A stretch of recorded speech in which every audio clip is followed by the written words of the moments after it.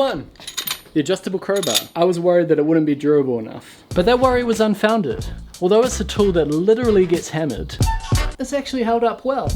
So as a show of versatility, when you have the bar in this position, you can pull out nails like this. And then you just do a minor adjustment. If you need more leverage to pull out longer nails, for instance, you can just pull it out like this. Let's address the elephant in the room. It's expensive, especially when you consider the fact that crowbars are cheap tools. You can probably get a crowbar for like 50 bucks. If you're gonna go out and buy this now, it's probably about $300. And that depends where you live, but that's expensive for a crowbar. So let's keep this simple because it is a simple design. It's literally just a bolt threaded into a thread that's on this part of the crowbar, and then this is in between. But you have to take this bolt off to see how it stays in positions. So it's just a simple bolt with a thread and a grip so you can turn it. And here's the actual crowbar part. This side's smooth, but this side has little indents. These are positive indents, they stick out. And on this side, you have the corresponding negative indents. And as you move this thing around, it finds the holes and locks in. Now sometimes if you don't undo this enough, it can be hard to move it. So I've been very guilty of doing this, using my hammer to force it around. There are lubricants and sprays that you could use that would probably be a lot easier on the tool, but I think it's a credit to the tool that I am not careful with them. The rubber handle is slowly coming off, the paint's all chipped, but it's still going strong. I actually don't own a regular crowbar anymore because I use this for everything. The Halterforce adjustable crowbar, a tool that is a real problem solver.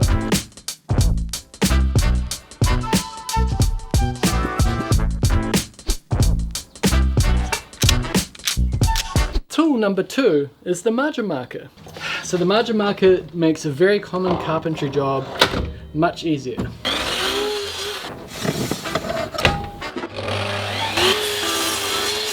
So these two pieces are just an example of an architrave. When we do an architrave, we don't make it flush with the door frame.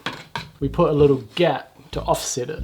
And that gap is called a reveal or a quirk. It's important that that quirk is consistent. And that's where this comes in, the margin marker. So the idea here is that it is repeatable. Once you've clamped that in place, you can go around to all the other doors in the house and do the same mark everywhere. It doesn't work in every situation, but when it does work, it's super handy. It has a little ruler on it, so as you adjust this, you can set it to the exact millimeters you want, and it goes from 0 to 25 mils. Anytime you want a consistent 90-degree mark from 0 to 25, this is a handy tool.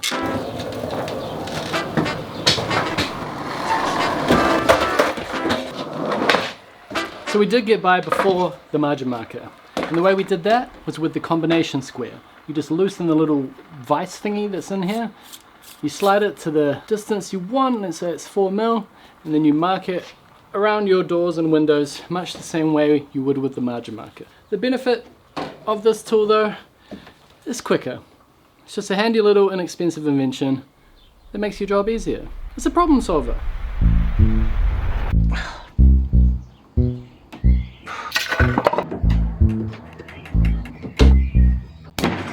The next one is the Viking arm clamp. Now to understand the significance of this clamp over other clamps, I need to spend the next 60 seconds talking about clamps. Have you ever wondered why there are so many clamps? Let me explain. This is the clamp I use the most. This is the Bessie F clamp. There are 4 reasons I use this the most. Number 1, it fits in the holes of my workbench. 2, it fits into the track of my track saw. Number 3, it's always around because I'm often using my workbench and my track saw. And number 4, this thin thing here. Compare that to clamps like this, and you can see that this gets into places that this doesn't. So why bother with this? Well, this is much quicker. You can operate it with one hand. It's soft on both points here, unlike this one. If that's timber, no problem. If timber goes against that, dent. This one is limited if you need to squeeze something larger together, like a tabletop. That's when you need something like this.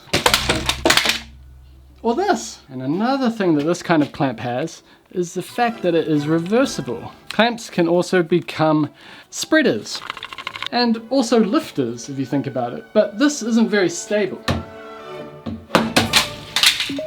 That's where this comes in. Not only can it lift 150 kilos, but it has a nice flat base here, and it can fit into really thin gaps.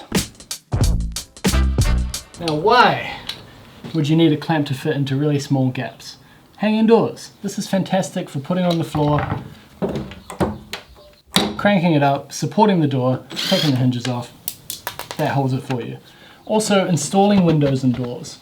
So you often have a gap between a window or a door and the frame around it, and this is so small so you can put this in that little gap, make micro adjustments. It's fantastic for that. I used it when I made this workbench here. I put adjustable feet on the legs, and I put this underneath the feet, took the weight of the bench, and then I could adjust the feet to get the bench level. It can carry so much weight, it was great for that. But of course, there's always a catch.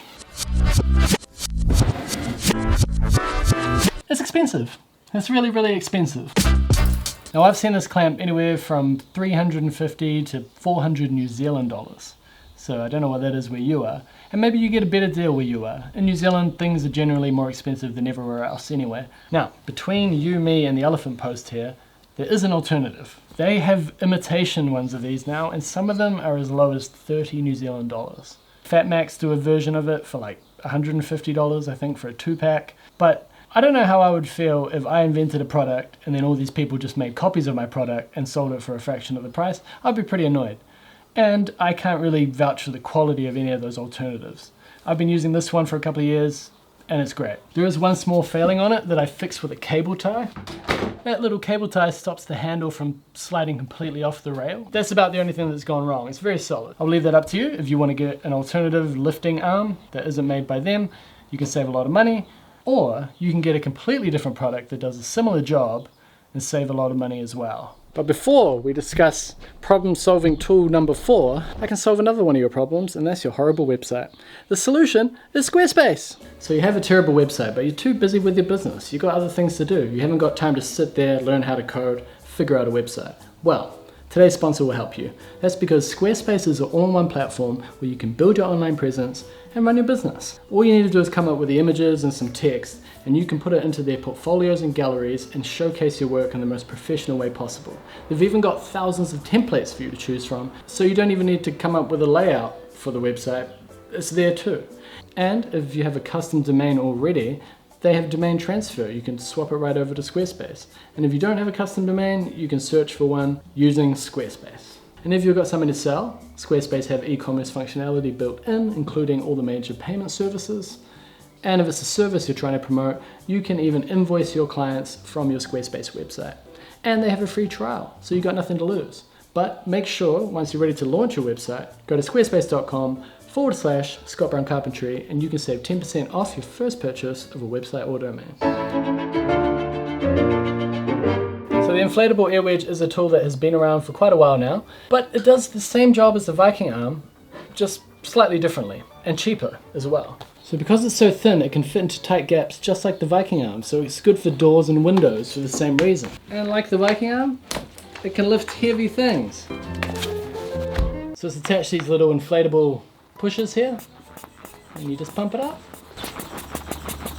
And that's how you lift stuff.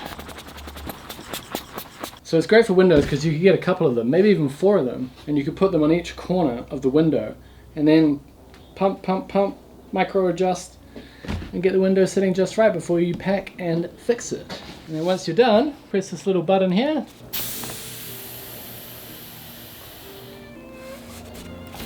And then somehow get it out from underneath.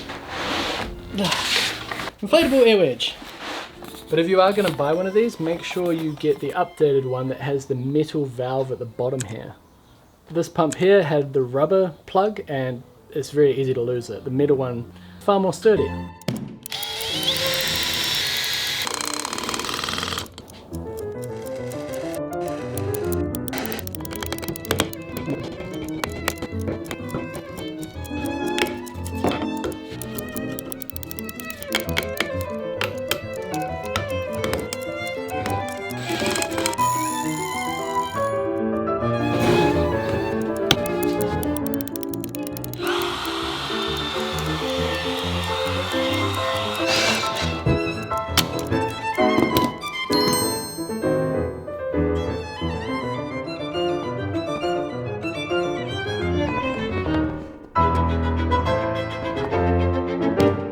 When we hung the store, we used a router jig like this to router out the hinges. Please ignore the fact that there is a missing piece of timber here. The hinges used to be on the other side. It can be tedious, it can be time consuming using a hammer and a chisel. Getting a template or a jig, or making a template or a jig, is something I highly recommend, and it solves that problem. So the problem solving tool isn't my hinge dig, it's templates and jigs in general. One of the joys of carpentry is coming up with jigs and templates to make your job quicker and easier, and get a more consistent result. In fact, in order to film myself carrying that door out here, I had to build a jig myself.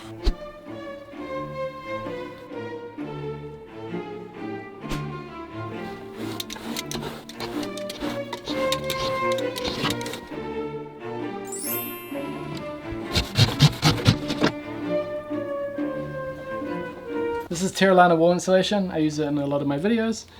It's fantastic. My house is nice and warm because of it. However, really difficult to cut. So you saw me trying to do it with a knife. That's how I used to do polyester insulation. I used to use a knife. I tried it with a bread knife. We even tried it with a grinder.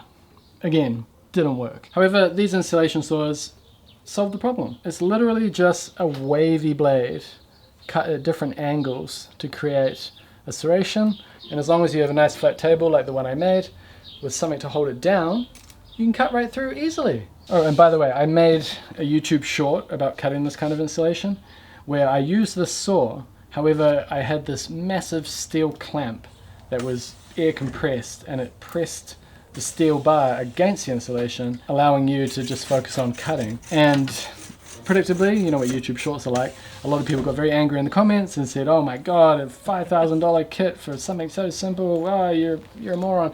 What they didn't realize is that was the company who makes this insulation. They have like one of those kits, and they sometimes lend people it if they're doing like a big house project. And a friend of mine was insulating their whole house, and they got it from Terralana, and he let me film myself trying it out. That's the only reason I had that. So it doesn't cost $5 grand because they don't even sell it.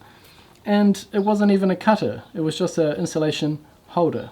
Another solution is to get a reciprocating saw blade that has a similar serration on it, and put that in your reciprocating saw. And the final problem that we need to solve with a tool is a tool that I've used before on the channel. If you've watched the channel for a while, you'll know exactly what this saw does. But let's imagine that this is a wall, and this is a floor, and this is a floor frame. And on a renovation, you often need to cut up old flooring to get a new floor in there. But the problem is, a saw can only get so close to the wall. So for a typical saw, the base plate will stick out beyond the blade around about 38 millimeters. So what that means is the closest you can get to your wall is 38 millimeters. And that is a real problem.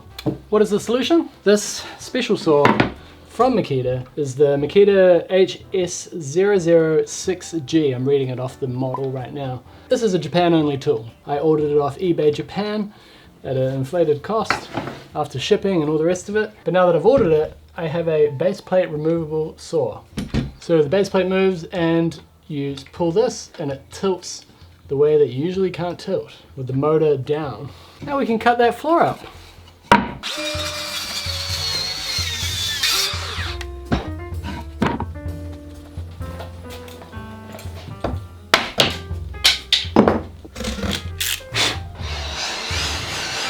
So there we have it. 7 problems and 7 tools that will hopefully be solutions to those problems. Hope you enjoyed this exciting episode. If you've already seen some of the tools before, I apologize. Particularly this one. It's so good at problem solving that I just had to include it in a video again. But if you had tools that have solved problems, I would love to hear about it in the comments, because when you think about it, that's pretty much what tools are for. Solving problems. That's why there's so many different carpentry tools.